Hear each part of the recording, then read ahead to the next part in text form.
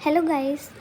तो आज जो हम स्टोरी कवर करने वाले हैं उसका टॉपिक है द फन दे हैड, जो कि लिखी गई है आइजैक असीमो के द्वारा। So we will start with the introduction of the author. तो इस कहानी के जो लेखक हैं उनका जन्म हुआ था 2 जनवरी 1920 में रशिया में, और उनकी मृत्यु हुई थी 6 अप्रैल 1992 को न्यूयॉर्क में। आइजैक असीमो एक अमेरिकन राइटर थे और वो बायोकेमिस्ट्री के प्रोफेसर भी थे बॉस्टन यूनिवर्सिटी में।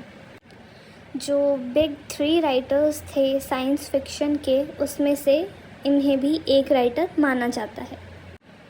सो now we will start with the summary of the story the fun they had.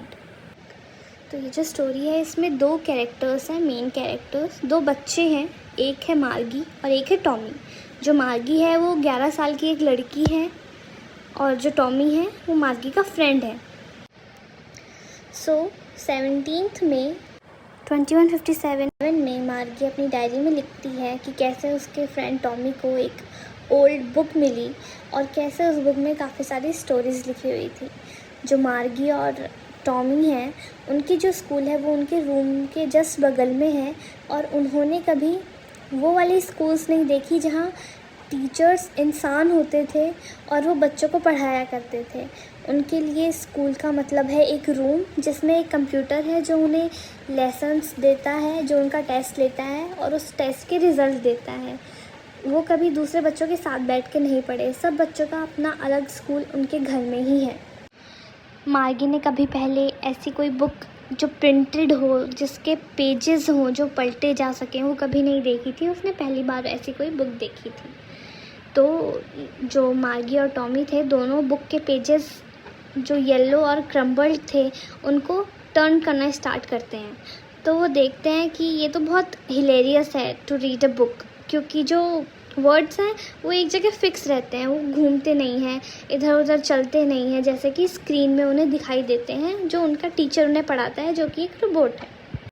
जब वो उस बुक को पढ़ना स्टार्ट करते हैं और जो कुछ पन्ने पढ़ते हैं तो उन्हें पता चलता है कि एशियन टाइम्स में पुराने समय में स्कूल कैसे हुआ करते थे।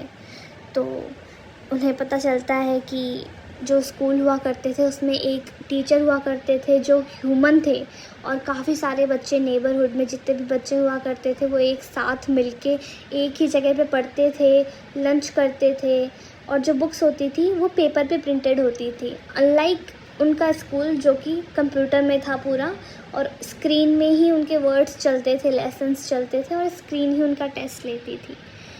तो वो ये सब पढ़ ही रहे थे कि तभी जो मार्गी की मम्मा होती हैं वो उसे बुला लेती हैं स्कूल अटेंड करने के लिए।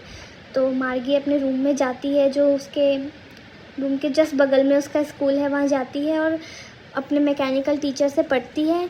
बट मार्गी उस टाइम भी वही सोच रही होती है कि कैसे पुराने स्कूल्स में सारे बच्चे एक साथ मिलकर पढ़ा करते थे, खेला करते थे, और वो क्या ही समय हुआ करता होगा।